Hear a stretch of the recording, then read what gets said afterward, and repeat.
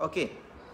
So saya tertarik dengan cerita watak tersebut, iaitu Cahaya Malaika, seorang wanita ni yang selalu dikatakan macam tak sama, okey, tak sama muka dengan ayah dengan mak dia tersebut. So sampai satu tahap yang mana dia diketahui DNA tu tak sama. Jadi pertunangan yang pertama putus sebab isu tu, macam tak boleh terima yang tu anak tak sah taraf. Saya pelik sebab saya fikir, siapa pula anak tak sah taraf? Setime tu pun saya dah terfikir juga. Kemudian tak apalah, kita teruskan lagi. Kemudian baru kita tahu rupanya dia nak bagi tahu mak dia tu kahwin, mak dia tu terlanjur dengan bos kat office dia. Dan kemudian benih bos tersebut. Patutlah muka dia lain sebab bos tu pun nampak rupa macam Mat Saleh sikit. Jadi long short story, apa yang saya bagi tahu kan, dia kata nak kahwin. Okey, nak kahwin boleh, tetapi syarat dia kata kita kena buat 2 akad nikah. Sebab yang pertama adalah untuk macam nikah tu secara betul lah, dia kata. Sebab dia kata ayah ni tak layak untuk jadi wali. So dia nak kata yang tu adalah anak tak sah taraf. Jadi nikah tu ayah dia tetap boleh. Faham tak? So dia buat akad nikah 2 kali. Akad nikah pertama tu seolah-olah macam betul lah. Okay. Akad nikah yang kedua ni seolah-olah macam olok-olok. Faham tak? Olok-olok. Saya ingat macam dia ada pidannya dalam drama tu kot lah, dia ada pitanya kan, dia sedih ke tu, dia ada pitanya pandangan mana-mana ni ke semua tu. Tapi tak ada pun jawapan tu. And then apa yang berlaku dalam scene tu adalah dia kahwin, memang betul nikah tu, nikah yang pertama menggunakan wali hakim. Saya fikir, time tu saya tertanya dah, macam mana pula boleh tukar? Dan dia kata asalnya Cahaya Malaika binti Firdaus. So masa akad nikah yang pertama tu Cahaya Malaika binti Abdullah. So time tu saya kata, bolehkah tukar switch nama macam tu saja? Ke salah ke sebagainya? So, alright. So time tu saya dah terlintas, dah fikir, ini tak betul dah ni. Bukan apa tau, saya risau bila drama menjadi satu panduan untuk orang. Macam saya pernah ulas dulu, kalau kenapa ramai orang menceraikan isteri dia dekat luar mahkamah, dekat tepi laut, dekat bawah pokok, tepi kubur, macam-macam tempat. Sebab kebanyakan orang dia lepas cerai tu sebab dia ingat benda tu dalam TV buat macam tu, semua orang akan buat macam tu. Tapi bila tengok end up benda tu satu kesalahan.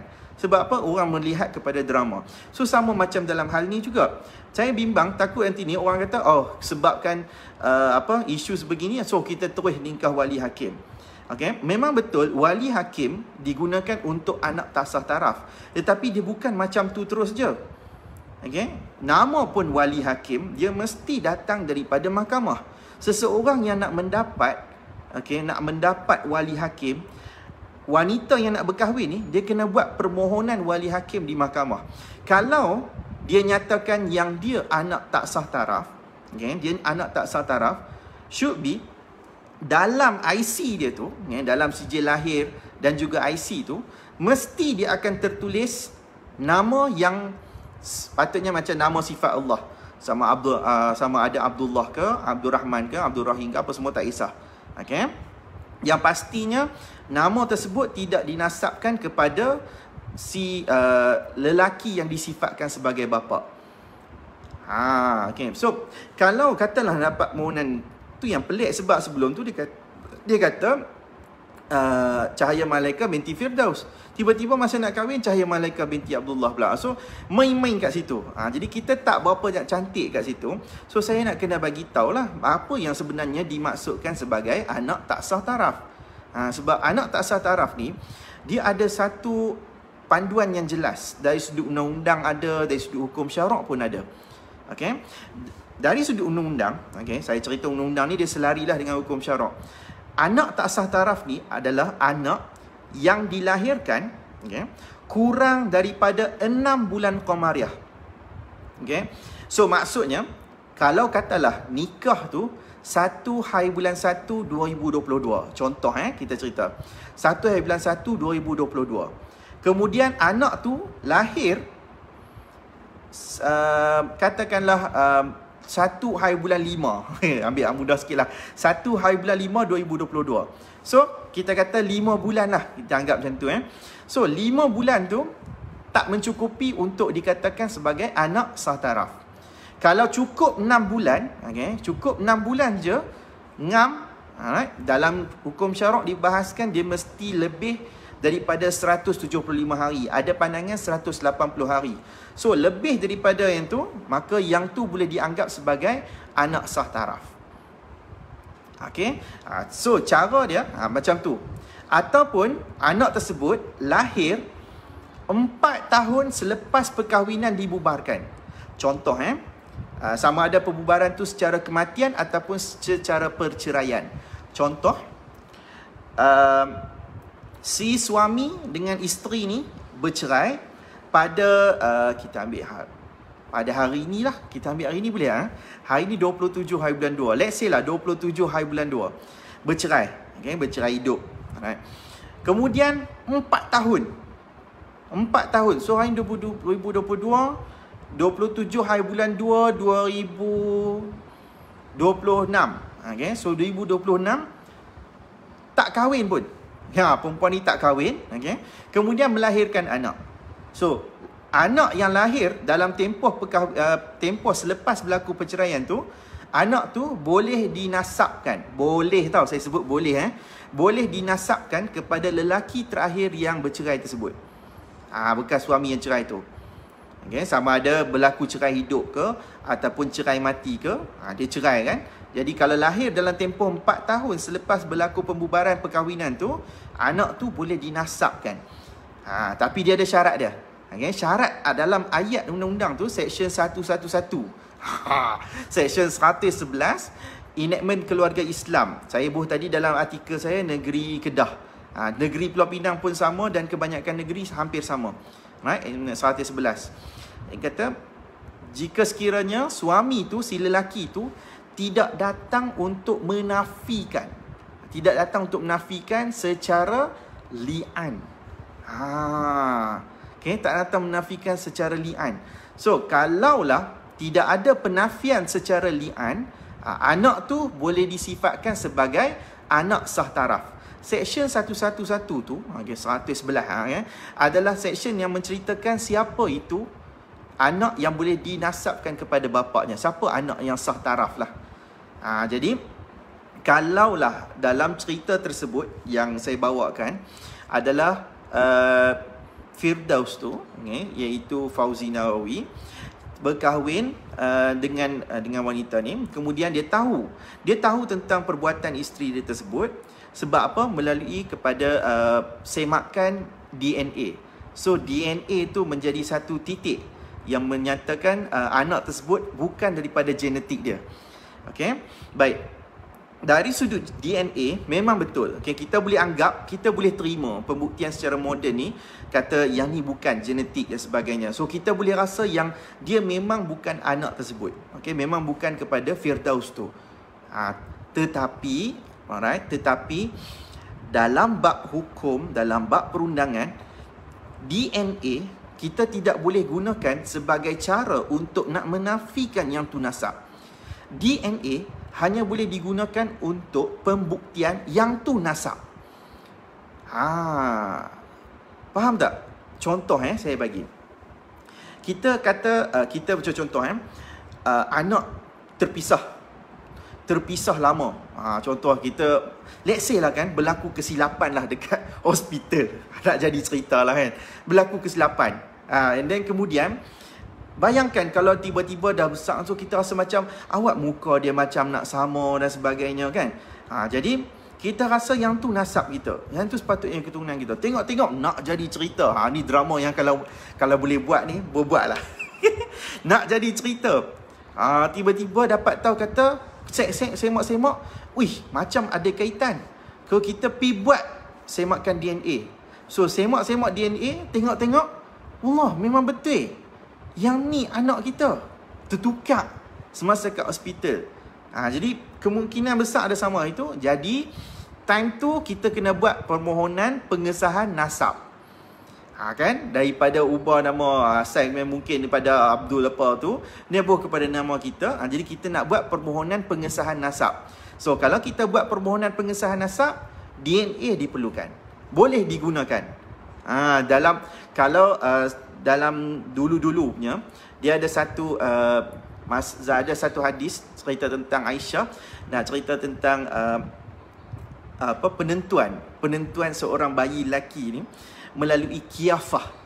Qiyafah, Q-I-Y-A-F-A-H. Qiyafah ni maksudnya melihat kepada tanda-tanda. So yang ti adalah salah satu perkara yang digunakan. So dalil tu sebut, hadis tu saya tak boleh nak habiskan quotekan sebab saya pun tak menghafal sangat.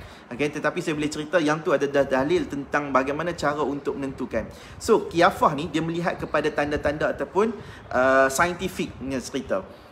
Jadi dalil itulah yang menyebabkan kita kata DNA boleh digunakan untuk penentuan. Dalil boleh digunakan untuk penentuan nasab. Okey, clear? Faham? So DNA bila ditentukan untuk nasab, tetapi DNA tidak boleh digunakan untuk menafikan nasab. Sebab nak menafikan nasab, dalam Quran dah sebut dah, cerita tentang penafian nasab dia mesti melalui li'an. Hujah dia dalam surah apa tadi aku sebut? Dalam surah An-Nur. Surah An-Nur ayat berapa? Nanti apa tengok kat artikel lah. Saya tak ingat. Tapi dah cerita dah tentang panjang ayat tersebut. Dia menceritakan tentang bila kita nak menafikan nasab, dia mesti datang dalam bentuk tuduhan zina. Maksudnya seolah-olah kita nak kata yang tu bukan anak kita. Bila kita nak kata yang tu bukan anak kita, maksudnya secara tak langsung kita tuduh isteri berzina. So dia mesti datang dalam bentuk tuduhan zina ataupun qazaf. Jadi bila dah ada proses qazaf, suami tak berjaya datang 4 saksi, jadi dia akan dikenakan disuruh untuk sumpah. Itulah kita sebut sumpah li'an. Dia akan masuk kepada permohonan cerai li'an. Kesan cerai li'an ni dia besar lagi. Alright? Kalau cerai talak 1 ataupun talak 2, kita sebut talak raj'i.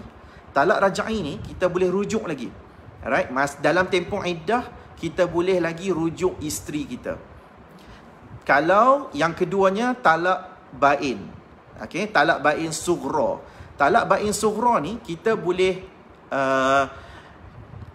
akad nikah semula.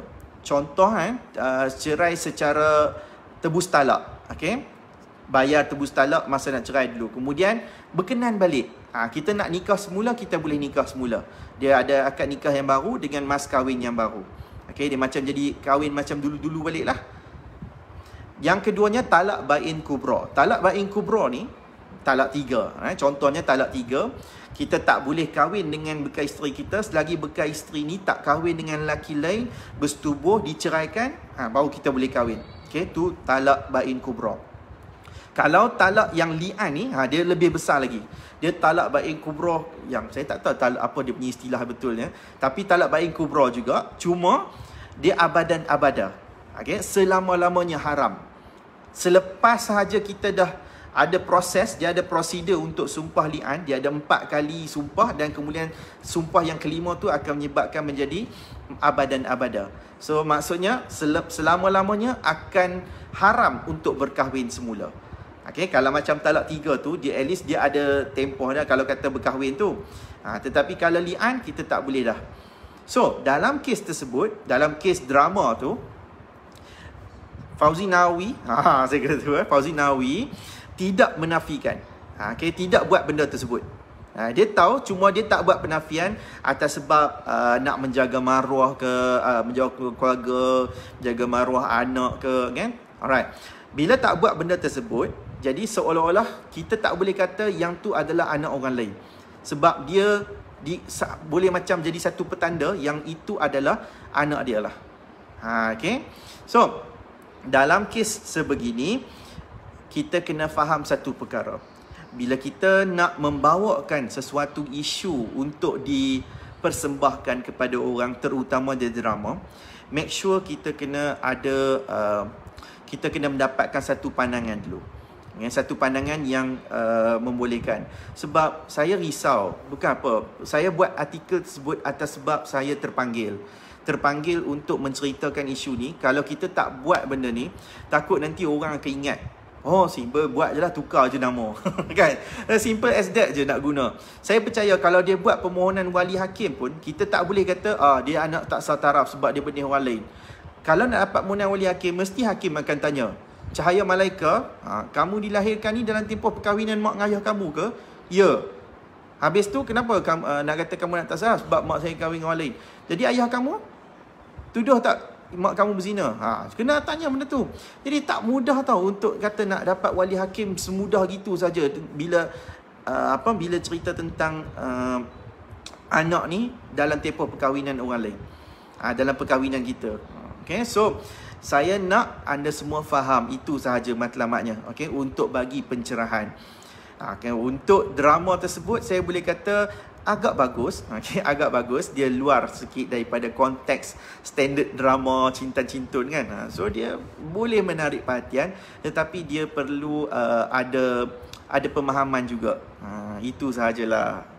So faham tak? So kesimpulannya adalah DNA, okay, kalau kita nak guna DNA hanya boleh digunakan untuk membuktikan nasab. Okay? Tetapi dia tak boleh digunakan untuk menafikan nasab. Kita nak kata, hang bukan anak aku, sebab apa? DNA tak sama. Sukar. Okay? Kita kena ada permohonan ataupun cerai secara li'an dulu. Saya cakap ni bukan berdasarkan kepada pandangan saya semata-mata, tetapi bersandarkan kepada satu keputusan kes mahkamah juga sebenarnya. Alright? Saya tak mau sebut nama kes, tapi dia adalah satu kes yang memang dijadikan sebagai dokumen awam. Kita sebut jurnal hukum. So siapa yang nak pergi tengok boleh cari sendiri kes tersebut.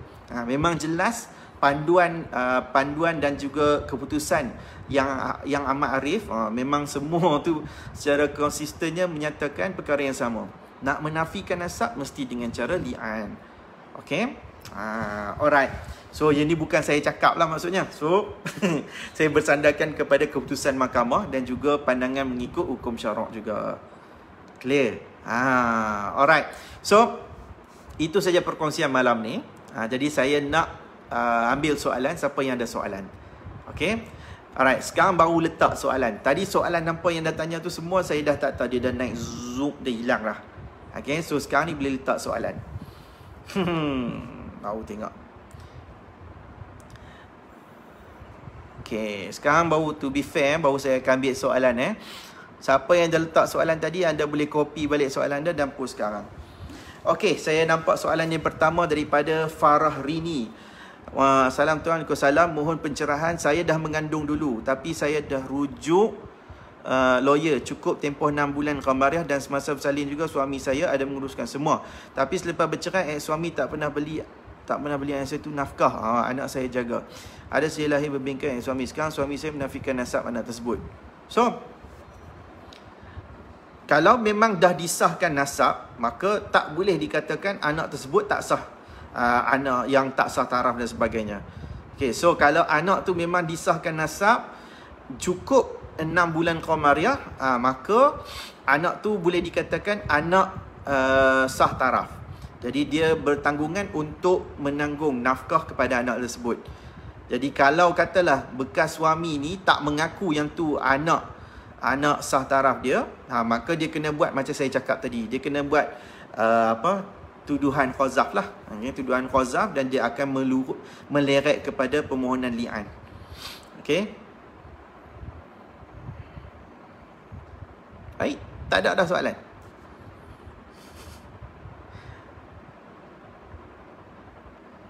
Kan tak naik lagi ni. Oh, hampa suka no aku pakai baju jersey Liverpool ni. Thank you. Siapa-siapa yang suka kepada saya punya perkongsian, okay, boleh tak kalau hampa bagi saya like banyak-banyak ke, star ke. Okay, saya nampak soalan Idayu Rafif. Assalamualaikum tuan, Waalaikumsalam. Saya sudah berkahwin tapi ada anak dengan orang lain. Suami saya suruh saya pergi mahkamah buat perceraian sendiri. Okay, so apa soalannya?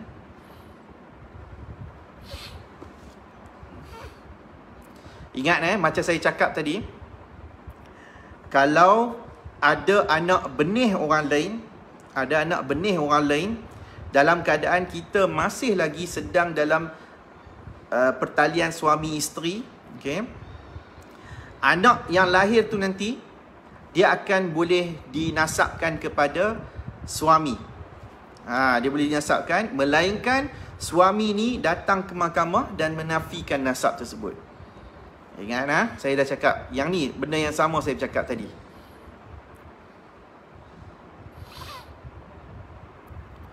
Alishah Madinana, Assalamualaikum tuan, maaf tanya, salam. Kalau mohon wali hakim semasa waktu mengandung untuk proses nikah cepat ke? Sebab kalau anak tu pakai bin bekas suami macam mana?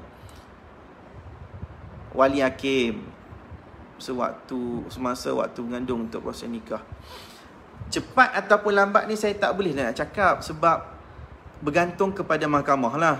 Bergantung pada mahkamah. Mungkin mahkamah akan mempercepat dan mempermudahkan. Saya tak boleh nak ulas isu ni sebab isu ni mungkin akan jadi prejudis kalau saya ulas. Prejudis ni maksudnya kesan yang tak baik pada mahkamah. Saya tak mahu macam tu sebab to be fair, saya pun tak berada di pihak mahkamah. So, cepat ataupun lambat bergantung kepada mahkamah dan juga pembuktian kita juga. Kesesuaian kita. Siti Emma Suraya Armiruddin, Assalamualaikum tuan. Waalaikumsalam. Macam mana nak mulakan tuntutan adanah? Sebaiknya mulakan semasa tempoh perceraian atau tunggu selepas selesai urusan perceraian? Nak mulakan tuntutan kena buat saman. Syarat untuk nak buat tuntutan hak jagaan anak ni, dia mesti berlaku perceraian ataupun sedang dalam proses perceraian. Dah bercerai ataupun sedang dalam proses perceraian. Maksud dalam proses tu dah filekan kes cerai. Contohnya dalam kes perceraian fasah, suami tak setuju, so lambat. Jadi kita nak filekan kes hak jagaan anak. Boleh mulakan dah. Nak mula bila? Nak mula sekarang yang terbaik ke semasa proses perceraian ataupun dah berlaku lepas cerai? Kalau saya akan cakap bila ada isu. Maksudnya isu perebutan. Tapi kalau tak ada perebutan, tak ada kalut-kalut dan sebagainya, biarlah selepas habis selesai cerai, kemudian boleh buat tuntutan. Tapi kalau dalam proses cerai ni duk bergaduh, berebut, ada isu hak jagaan anak ni, time ni lah dah boleh mulakan. Right? Tak perlu tunggu sebab kes perceraian pun kita tak tahu berapa lama. Alright.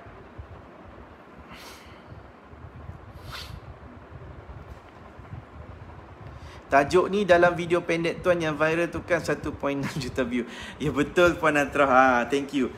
Kalau siapa nak siapa yang belum tengok lagi, dekat page saya ada satu video yang saya tag atas sekali, yang saya pin atas sekali tu, video TikTok yang saya jawab tentang benih anak orang lain. So tajuk video pendek tu sama macam tajuk live kita yang panjang malam ni. Alright, tapi yang bagusnya malam ni lah sebab saya ulas lagi panjang sikit dan bersandarkan kepada aku belahak pada tadi ni. Bersandarkan kepada drama yang kita tengok dekat TV juga. Lawa baju tuan malam ni. You will never walk alone. Walk on. Okay, Riza Peace. Assalamualaikum. Waalaikumsalam. Kalau anak dipisahkan dengan bapa kandung, perlu ke bagi nafkah? Tapi anak dibinkan Abdullah. Okay, kalau anak tu adalah anak tak sah taraf, bukan tak setaraf, anak tak sah taraf, maka tidak menjadi tanggungjawab. Tidak menjadi tanggungjawab yang di sisi undang-undang kepada lelaki yang memberikan benih tu untuk bagi nafkah. Anak tak sah taraf, dia 100% hak ibu dari sudut jagaan dan 100% atas ibu dari sudut nafkah. So anda kata berlaku perceraian pun, anak tu tak boleh dituntut oleh lelaki tersebut, sebab anak tak sah taraf. Dan kalau dalam isu nafkah pun, dia tak boleh dibagi nafkah. Tetapi dari sudut kemanusiaan, tadi saya sebut dari sudut undang dan sudut hukum syarak. Tapi dari sudut kemanusiaan, hang punya benih kan, hang punya benih walaupun yang tu anak tak sah taraf, kena tanggung. Kena tanggung. Sebab pandai kita buat bagi anak orang mengandung. Kemudian bila dah mengandung, lahir anak, kita rasa, oh tak payah, aku tak bertanggungjawab sebab anak tu anak tak sah taraf. Pandai buat, pandai jugalah kan, tanggung. So, tapi dari sudut undang-undang, kalau kata dia tak bagi nafkah, si mak ni dia tak boleh tuntut. Tak boleh tuntut nafkah untuk dibayar kepada anak tersebut. Okey. Idayu Rafif. Saya ingin buat perceraian disebabkan suami saya tidak boleh terima anak saya. Sekarang kami duduk berasingan. Perlukah saya beritahu mahkamah tentang anak saya? Kalau saya kata, kalau perceraian tu nak cerai secara biasa, okay? Nak cerai secara baik, tak payah nak cerita panjang-panjang lah.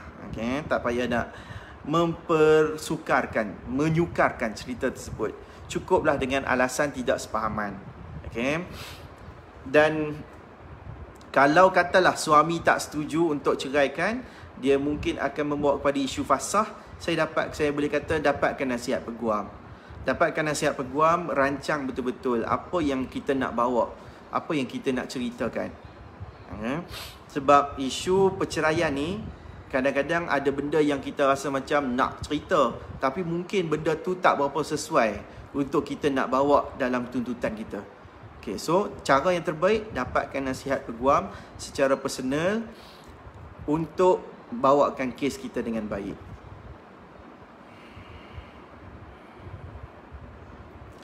Alisha Madina Nur. Maaf nak tanya lagi, kalau binti bekas suami kepada mak dan kita tahu kita bukan anak, bukan tak sah taraf, kita nikah guna binti Abdullah ke atau binti yang diguna? Aduh, apa complicated kan ni? Maaf nak tanya lagi, kalau binti bekas suami kepada mak, dan kita tahu kita bukan anak tak sah taraf, kita nikah guna binti Abdullah. Aku tak faham lah. Macam ni, kita tak boleh tukar. Kalau macam contoh memang dalam IC kita ni binti Abdullah, kita memang anak tak sah taraf, maka kita memang kena guna kena buat permohonan wali hakim. Okay? Tapi kalau katalah memang dinasabkan, okay? So dinasabkan tu kepada bapa kita tersebut, jadi kita kena guna bapa untuk wali. So kita kena tahu sendirilah, kalau kata memang kita ni anak tak sah taraf, jadi mungkin atas sebab isu tersilap. Okay, ada setengah kadang-kadang KKM kata isu tersilap ke apa, whatever lah yang berlaku, tapi kita tahu sebenarnya benda tu mungkin tak betul. Jadi kita boleh buat permohonan wali hakim, cuma kena buktikan yang kita adalah anak tak sah taraf. Okay. Mak Rus Ayuh HM. Assalamualaikum tuan. Waalaikumsalam. Ex-suami saya pernah kahwin sindiket. Tapi kes dia belum selesai. Soalan saya, boleh ke isteri sindiket dia tu berbinkan ex-suami anak-anak dia? Bukan isteri, anak-anak tu. Okay? Berbinkan kepada ex-suami sedangkan kes dia belum selesai lagi. Kalau ikutkan tak boleh. Alright? Tak boleh. Sebab kita pun tak tahu lagi nikah tu sah ataupun tidak. Jadi katakanlah nikah tersebut tidak sah, mana mungkin anak tersebut boleh dibinkan kepada bekas suami. Okay, so kalau nikah tu memang disahkan, maka tak jadi isu lah. Alright, sebab nikah sindiket ni adalah satu nikah yang tidak bertepatan dengan undang-undang. Cuma kita nak tengok dia bertepatan dengan hukum syarak ataupun tidak. So kalau memang dia bertepatan, okey dan sebagainya, mahkamah pun iktiraf. So mungkin anak tu dibinkan tu tak ada masalah. Saya percaya isu sebegini merupakan isu yang mungkin selalu juga berlaku, yang mana penipuan, okay? Penipuan sijil nikah. Nikah ni pakai nikah sindiket, dapat sijil nikah palsu. So sijil nikah palsu ni entah macam mana, nampak macam real. So pergi KKM tengok, oh okay ada sijil nikah, so bubuh. Boleh jadi juga kan. So kalau buat macam tu, so maksudnya macam seolah-olah kita menipu dengan Allah jugalah. Yang tu bukan anak dengan pernikahan yang cara yang betul.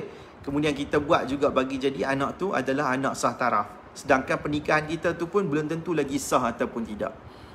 Sebab kita lah menikah dengan dengan unsur penipuan. Kan? Aduh, sakit belakang pula. Sekejap 9.48.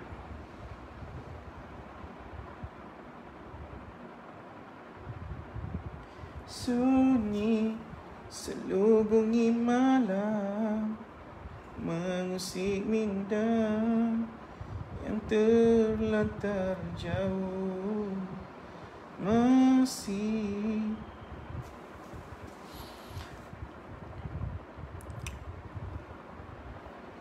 Okay. Siti Emma Suraya Amiruddin, lagi satu soalan saya nak tanya. Jika masa prosiding lantikan hakam suami tak datang dan hakim bagi tahu akan hantar notis tuntutan mahkamah sebab tidak hadir, apa yang akan berlaku seterusnya? Adakah perbicaraan akan diteruskan menggunakan hakam tanpa kehadiran suami? Mohon pencerahan tuan. Saya boleh katakan macam inilah puan. Kalau katalah tanpa kehadiran dan semasa peringkat hakam tu suami tidak mewakilkan hakam, maka saya percaya kes ni akan dinasihatkan oleh mahkamah untuk kita buat perceraian jenis lain. Okay? Tetapi kalau katalah suami sebelum ni memang ada melantik hakam, maksudnya memang dia ada wakalah kepada hakam, mewakilkan hakam dalam kes ni.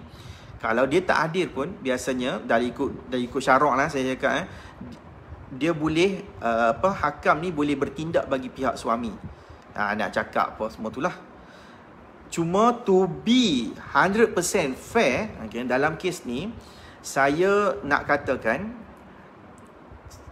di Kedah, Penang semua ni, bab prosedur hakam ni kami tidak praktis secara tepat. Okay, kita tidak ada secara elok. Jadi kebanyakannya tidak ada proses hakam. So saya percaya kalau kata puan mungkin tanya ni berada di Selangor ataupun Kuala Lumpur, ya, dia ada satu garis panduan hakam yang jelas. Saya nak jawab lebih-lebih pun, saya dalam hal ni saya mohon ampun dan maaf, sebab saya tidak ada proses pada hakam yang ikut prosedur macam tu kalau dekat Selangor dengan Kuala Lumpur. Sebab saya sendiri pun tak ada lesen KL dengan Selangor. Okay, so tahun depan insya-Allah baru ada. So kalau tanya dekat negeri lain ni, biasanya dia tak sampai tahap pada hakam yang sampai nak ada perbicaraan. Even kalau ada hakam perbicaraan sekalipun, biasanya peguam tak boleh terlibat. Jadi kita pun tak tahu apa proses, apa yang akan berlaku dan sebagainya. So kalau saya nak mohon ampun dan maaf kalau ada siapa yang ada soalan yang sama lebih kurang macam ni. Alright, sebab saya pun tak praktis pada hakam dekat sini. Biasanya kita akan bawa kepada fasah, bawa kepada cerai taklik, ikut mana sesuai. Okay. Tapi apa yang saya tahu, saya tanya kawan-kawan saya dekat Kuala Lumpur dengan Selangor, dia kata kalau isunya suami tak hadir pada hakam, biasanya hakam pun tak akan diteruskan. Itu je dia orang bagi tahu. Dia orang cakap selagi kalau pihak suami tak bagi kerjasama untuk datang untuk proses hakam semua tu, biasanya dia sampai takat tu je, nanti mahkamah akan nasihatkan untuk buat tuntutan jelas lain. Tuntutan yang boleh mahkamah ada kuasa, especially cerai taklik dan juga fasah lah. Yang mana mahkamah boleh bubarkan dengan pembuktian. Okay, kalau bab hakam ni dia nak kena tengok juga kepada syiqaq dan sebagainya. Alright, Christina Aisyah. Kalau anak tak sah taraf bukan berbentikan suami tapi Abdullah, ya, okey. Layak ke suami tuntut hak anak? Saya muallaf. Okey, jawapannya tidak puan. Kalau anak tu adalah anak tak sah taraf, maka dia adalah hak ibu 100%. Okay, 120%. Bagi lebih yakin sikit. 120% hak ibu. Dia tak boleh dicabar, tak boleh nak diambil. Right? Sebab anak tak sah taraf. Jadi kalau kita ada isu sebegini, yang menonton, anda jangan risau, bab hak jagaan anak adalah hak anda. Suka hati nak bagi tengok ke, tak bagi tengok ke, sebagainya. Sebab yang tu hak kita. Okay. Siti Idrus, tuan saya ada soalan. Kalau cerai bain kubra, bekas isteri berkahwin dengan orang lain dan bercerai, kemudian berkahwin dengan bekas suami pertama tadi tu, okey. Misal kata mereka berkahwin dan kalau suami tu lafaz cerai semula, apakah cerai itu kembali talak satu semula? Ya. Okey, dia akan kembali pada yang asal.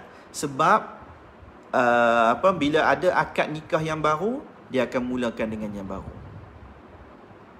Clear?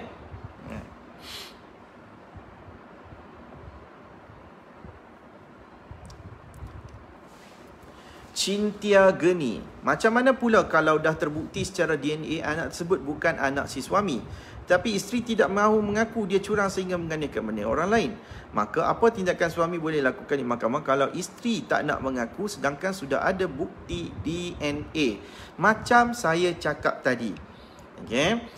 Bila ada bukti DNA sekalipun, dia tidak boleh dinafikan nasab macam tu sahaja.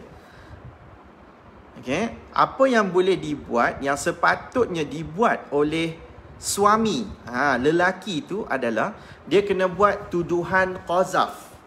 Kena pergi ke pejabat agama, laporkan tuduhan qazaf, tuduh isteri zina. Sebab apa? Sebab kita tak boleh nak membawakan 4 orang saksi lelaki adil yang melihat perbuatan zina. Kan? Dia masuk dalam hukum hudud. Pembuktian yang paling berat adalah pembuktian kes zina. Sebab dia mesti kena ada 4 orang lelaki melihat adil, semua komplit. So berat kat situ dalam Islam ni. Jadi bila tidak boleh bawakan, suami dia boleh buat tuduhan qazaf, tuduhan isteri zina. Jadi sebab apa? Sebab dia tidak boleh bawa 4 orang saksi lelaki. Right? Bila dah macam tu, so pejabat agama akan tanya kepada isteri, ni suami tuduh ni, betul tak? So suami isteri kata tidak, dia menafikan. Jadi bila dia menafikan, apa yang perlu dibuat adalah dia akan ditolak kepada mahkamah untuk diteruskan dengan permohonan cerai li'an. So permohonan cerai li'an tu dia kena ada proses li'an, dia ada sumpah laknat, ada proses dia tersendiri. So bila dah selesai yang tu, baru boleh dinafikan nasab, bukan dengan tunjuk DNA. DNA saya cakap tadi dia hanya untuk dibuktikan nasab. Macam saya cakap cerita tentang isu terpisah dekat hospital. Tengok-tengok makin besar awak, muka nak lebih kurang sama dengan kita, tengok kulit pun lebih kurang. Jadi kita pun buat kata permohonan pengesahan nasab. Sebab terbukti DNA tu DNA kita. Mungkin tertukar dan sebagainya kan. Jadi kita nak bagi dia tu berbin ataupun bentikan kepada kita. Itulah.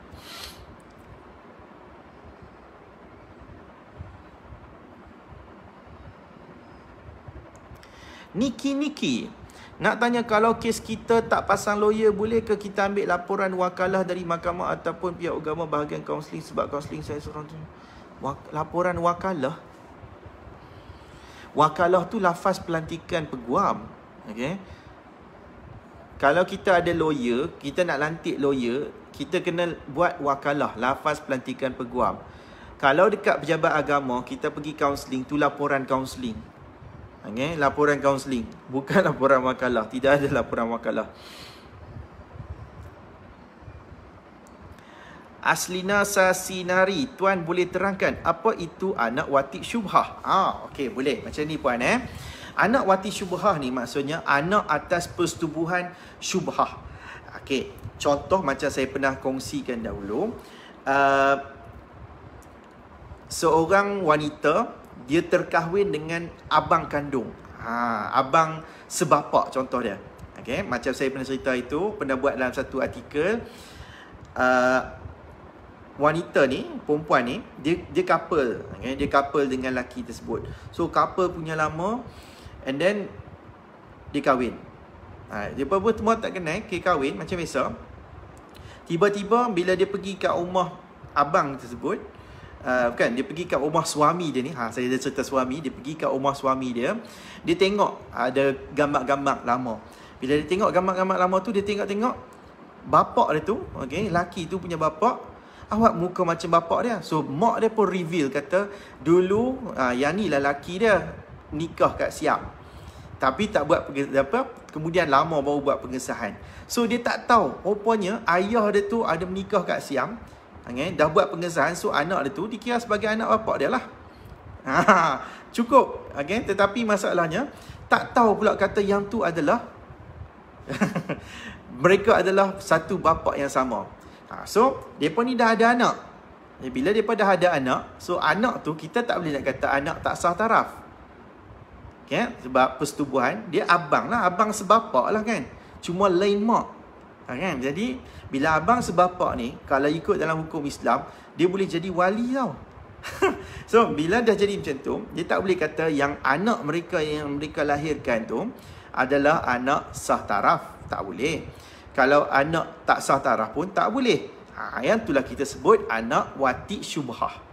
Anak wati syubhah ni, dia boleh dinasabkan, okay, boleh dibinkan kepada lelaki tersebut. So kepada abang tu boleh lah. Tu je. Faham tak? Tetapi perkahwinan mereka perlu difarakkan. Dia bukan perlu diceraikan. Cerai dia kena ada lafaz talak. Okay, lafaz talak 1 ke, talak 2 ke. Yang tu lafaz talak. Alright. Kalau permohonan fasah pembubaran, kalau kata ikut undang-undang, ada yang sebab tak bagi nafkah sebagainya. Tetapi disebabkan pernikahan yang kita sebut pernikahan yang tak menepati kepada rukun dan juga syarat sah nikah, maka perkahwinan sebegini kita kena buat farak nikah. Farak nikah ni sebab ada kesangsian dalam rukun nikah tersebut. Okey, itulah watik syubhah. Maksud watik tu maksudnya persetubuhan. Okey, so watik tu persetubuhan, syubhah tu ragu-ragu. So persetubuhan yang dalam keadaan ragu-ragu. Okay, macam itulah. Kita kok. Sis Lavender. Tuan, notice me. Yes, I notice you. Saya nak tanya soalan. Kalau nak tukar bin Abdullah ke bin bapak sendiri, macam mana prosedur dia? Mereka dah kahwin, cuma anak lahir kurang dari 6 bulan selepas perkahwinan. Sebab ada kes yang dapat tukar nama anak bin Abdullah kepada nama bapak, Asmaul Husna atau nama bapak. Okey. Macam ni. Kalau kita nak buat, nak ubah nama bin tu kepada bapak, di mahkamah syariah, dia ada satu tuntutan, nama dia tuntutan ataupun permohonan pengesahan nasab. Okey, pengesahan nasab. So, kalau katalah kita dapat buktikan perubahan, maksudnya memang cukup. Kalau ikut dalam perbahasan hukum syarak, dia mesti 175 atau 180. Ada dua pandangan. Okay? Kalau cukup 175 hari ataupun 180 hari tersebut, maka cukuplah untuk dikatakan yang tu sebagai anak sah taraf. Maka mahkamah akan perintahkan yang anak tersebut hendaklah dibinkan kepada lelaki yang disifatkan sebagai bapa. Okay, so dia kena buat permohonan dekat Mahkamah Tinggi Syariah. Dia ada satu permohonan bersama dengan affidavit. Okay, akuan bersumpah. So, kalau dapat diiktiraf, so mahkamah akan keluarkan perintah.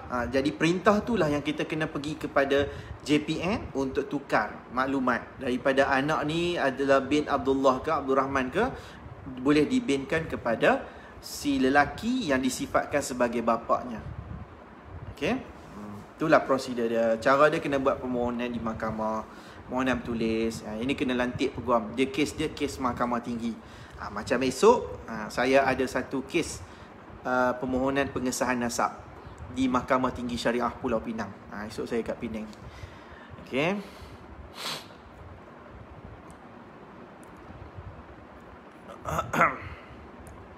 Fatin Rosdi. Assalamualaikum tuan, Waalaikumsalam. Macam mana nak tuntut nafkah anak? Sebab bekas suami langsung tak bagi daripada cerai sampai sekarang. Mohon penjelasan. Terima kasih tuan. Jawapannya adalah failkan tuntutan nafkah di Mahkamah Rendah Syariah. Duduk dekat mana? Contoh, duduk dekat SP Sungai Petani. So, failkan tuntutan nafkah anak di Mahkamah Rendah Syariah Kuala Muda. Duduk dekat mana? Bukit Mentajam. Failkan nafkah anak di Mahkamah Rendah Syariah Seberang Perai Tengah. Ikut kat mana daerah kita duduk tersebut. Right? Cara nak filekan mesti dimulakan dengan saman dan penyata tuntutan. Kalau saya nak tunjuk benda tu, jadi panjang cerita lah. Okay? Jadi apa yang saya boleh nasihatkan, nak filekan tuntutan saman nafkah anak, kita sebaik-baiknya adalah lantik peguam. Sama ada peguam kerajaan ataupun peguam swasta. Sebab kes nafkah anak biasanya kes yang akan sampai kepada proses perbicaraan. Sebab kita nak tuntut duit. Bila kita nak tuntut mahkamah, keluarkan perintah untuk bekas suami bayar duit, biasanya dia akan melalui proses perbicaraan. Tapi sebelum nak sampai perbicaraan tu, biasanya mahkamah akan bagi peluang untuk perbincangan, kita sebut suluh. So kalau berjaya suluh, maka selesai. Tapi kalau tak berjaya perbincangan, suluh tu gagal, kita akan melalui proses perbicaraan. That's why saya kata lantik peguam daripada awal. Untuk peguam guide anda. Nurul Afifah Zamri, Assalamualaikum tuan. Waalaikumsalam. Kalau perempuan tu dah berzina, adakah sah perkahwinan tersebut? Aduh. Okay, let's say lah perempuan ni dia terlanjur, tak kisahlah dengan siapa-siapa pun, dengan laki yang dia kahwin ke ataupun dengan orang lain ke, kemudian dia kahwin. Okay, kahwin dengan zina, dua benda yang beza. Dia zina dengan orang lain tu zina lah. Okay, yang tu kesalahan, jenayah kat situ. Perkahwinan ni nak tahu dia sah ataupun tidak, perkahwinan disahkan dengan 5 rukun nikah. Cukup 5 rukun ni, insya-Allah nikah tu boleh sah. Alright, yang pertamanya kena ada suami, kena ada isteri, kena ada saksi, ada wali, ada akad, cukup semua. Syarat sah nikah pun cukup. Syarat sah nikah ni maksud dia macam wali yang digunakan tu adalah wali yang betul. So wali ayah ke sebagainya. So cukup everything, maka sahlah nikah tersebut. Tak kiralah berzina ke tak zina sebelum ni. Sebab isu dia dalam soal nikah tersebut sah ataupun tidak, kita kena tengok kepada rukun nikah tu. Tu yang penting.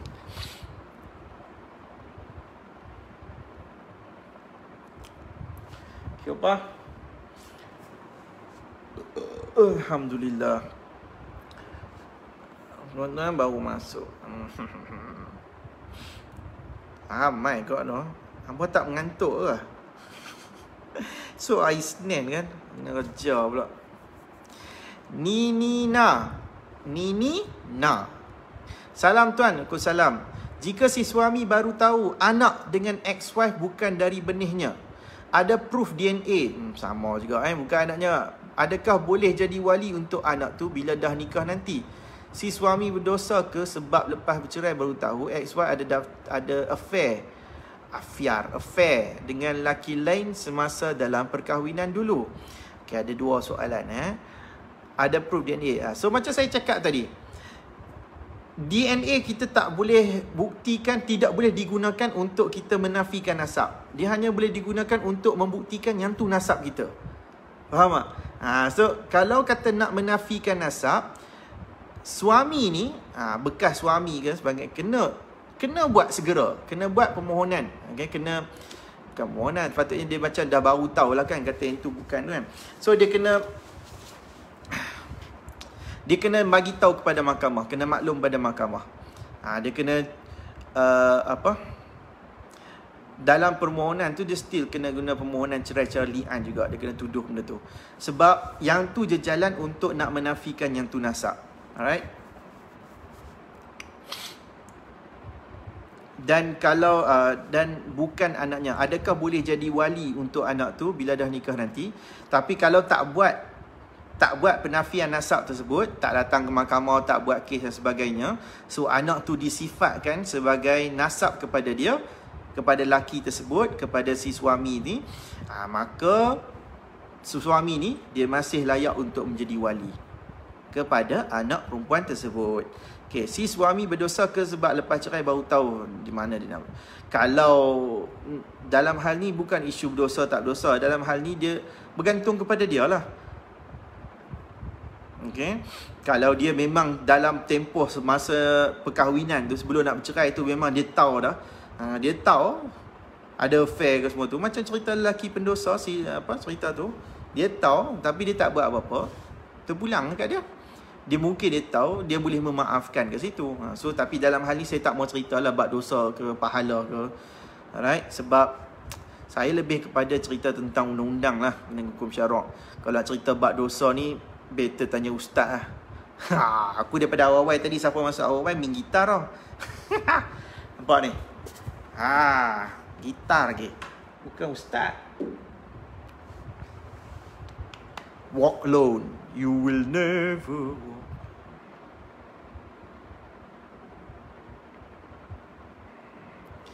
Niki, macam mana ya tuan kalau kes suami lari dari rumah 3 hari selepas nikah tak balik-balik? Sampai sekarang tapi dia nak filekan cerai, saya tak salahkan apa-apa, saya ada je kat rumah. Sekarang tunggu saman untuk saya hadir ke mahkamah. Macam mana saya nak tegakkan kebenaran? Dia nak pasang lawyer sedangkan saya tak ada lawyer. Report polis dia tak balik, saya ada. Kalau kes suami lari dari rumah 3 hari selepas nikah, macam ni lah, okay? Kalau suami dia nak cerai, kalau dia filekan cerai, mahkamah hanya boleh tanyalah apa alasan perceraian. Okay? Tapi kalau dia cerita je lah apa alasan perceraian pun, kita pun ada alasan perceraian, kita hanya boleh sekadar bagi tahu je lah apa alasan kita nak bercerai, tak mau bercerai dan sebagainya. Tapi kalau suami ni memang sungguh-sungguh dia nak cerai, biasanya mahkamah pun tak boleh nak halang. Sebab Seksyen 47 ni, Seksyen perceraian ni berkaitan dengan cerai secara baik, mahkamah hanya untuk menjadi orang yang boleh mengesahkan lafaz cerai suami tersebut. So, kalau suami ni memang sungguh-sungguh nak cerai, kita nak tegakkan apa? Kan? Sebab kalau dia lari daripada rumah pun, memang itu pilihan dia. Kalau dia filekan kes di mahkamah pun, kalau kita hadir, so kita hanya dengar je lah lafaz cerai. Tu je lah.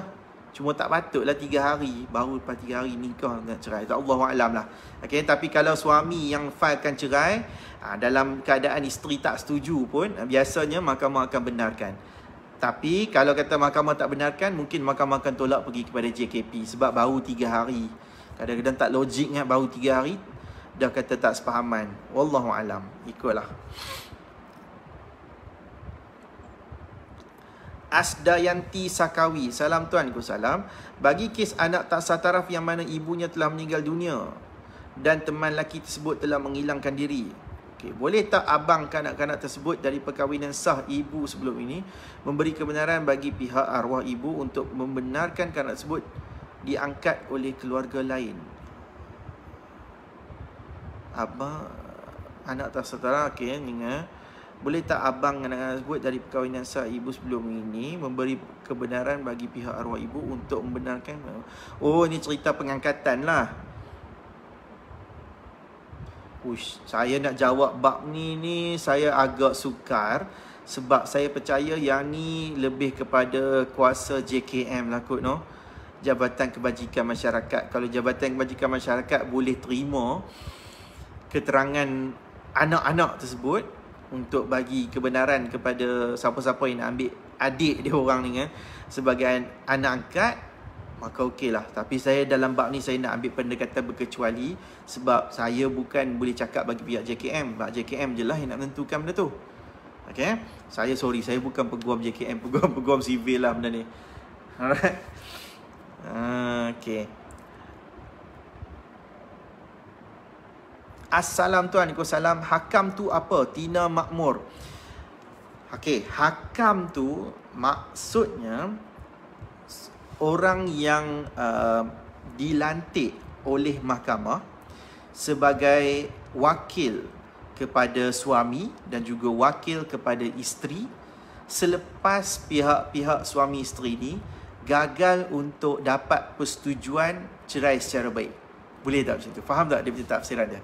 Okay, dia macam ni Kalau kita nak bercerai secara baik di mahkamah, kita sebut perceraian di bawah Seksyen 47 Enactment Keluarga Islam Negeri-Negeri. Okay. Dalam enactment tersebut dia kata jika sekiranya salah satu pihak, especially suami lah, tak bersetuju untuk ceraikan isteri dia, maka mahkamah boleh mengarahkan untuk dilantik jawatan kuasa pendamai. So orang tengah yang cuba untuk menjadikan pendamai. Alright. Jadi kalau katalah jawatan kuasa pendamai gagal, gagal, tak boleh nak mendamaikan, kemudian dia akan pergi step seterusnya. Ini dalam section 47 juga, dia akan pergi kepada step pelantikan hakam. So hakam ni lah kita sebut sebagai wakil. So hakam keluarga plaintiff, hakam keluarga suami. Kemudian dia ada orang tengah, hakam yang dilantik oleh mahkamah. So mereka ni akan mencari titik perdamaian, titik persamaan, sama ada boleh dibaikkan balik ataupun mendapati ada perkelahian. Kita panggil syiqaq. Syiqaq ni perkelahian, sama ada perkelahian yang berat ataupun yang ringan. Mereka ni lah yang akan menilai. Okey, itulah hakam. Shanifzal. Assalam abang. Ui, abang. Risau, jangan dia panggil aku abang. Oi. Okay. Kita respect each other, kita panggil tuan dengan puan je, right? Maaf ganggu soalan begini. Saya nak tanya, kalau si ibu suami kita memaksa untuk si suami mengajar dan menyebut aku cerai dengan talak 3 beserta dengan mulut dari ajaran ibunya, isteri tak ada kat depan, hanya dalam WhatsApp ibunya ajar menyebut begitu, macam mana tu abang? Kalau dia pun mengajar je lah. Yang penting tu si suami tu ikut macam mana. Okay, saya pun tak pasti macam mana bentuk soalan ni sebenarnya. Tapi kalau orang lain yang tolong ajakkan kau semua tu, so dia kira sebagai mengajar je lah. Alright. Jadi apa isunya kalau dia mengajar? Yang penting laki tu sebut lafaz cerai yang macam mana, itu yang kita nak tahu. Okay, alright. Sakit belakang siut. Okay, 10 suku sudah. Cukup lah. Saya nak berehat. Aduh, esok saya nak pergi Penang pula. Esok saya pagi-pagi ada di Bukit Mertajam. Lepas tu habis tu nak kena rushing pergi balik pulau. Balik pulau pula. Lepas tu habis balik pulau, petang ada perbicaraan di Mahkamah Tinggi Syariah Pulau Pinang. So esok pusing-pusing Pulau Pinang ya. Kalau naik ferry kena masuk ikut jeti. Sekarang dah tak ada ferry dah. Okay, alright. Itu saja daripada saya, Fahmi Ramli. Terima kasih kepada anda semua yang masuk live saya, yang share, yang everything lah. Okay. So, terima kasih banyak-banyak atas support anda. InsyaAllah, siapa yang berhajat untuk bertanyakan lagi soalan, saya jumpa anda di hari Rabu, okay, di dalam klinik Guaman Syar'i online bersama dengan saya hari Rabu. Tempat yang sama dalam page ni juga. Okay, so terima kasih siapa yang dah follow. Harap-harap ajaklah orang lain sama juga. Okay, tujuan dia tak lain bukan untuk kita berkongsi sahaja.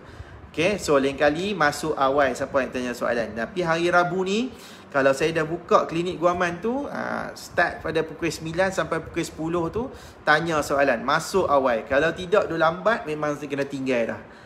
Saya pun bukan nak live pukul tengah malam, kena rehat juga kan. Okay, alright, itu saja daripada saya, Fahmi Ramli. Terima kasih. Saya mohon ampun dan maaf. Anda ada salah dan silap itu datang daripada kelemahan diri saya sendiri, dan yang baik itu semua datang daripada Allah SWT, insya-Allah. Okay, aqulu qawli hadza wa nastaghfirullahal azim li wa lakum. Wassalamualaikum warahmatullahi taala wabarakatuh. Bye bye.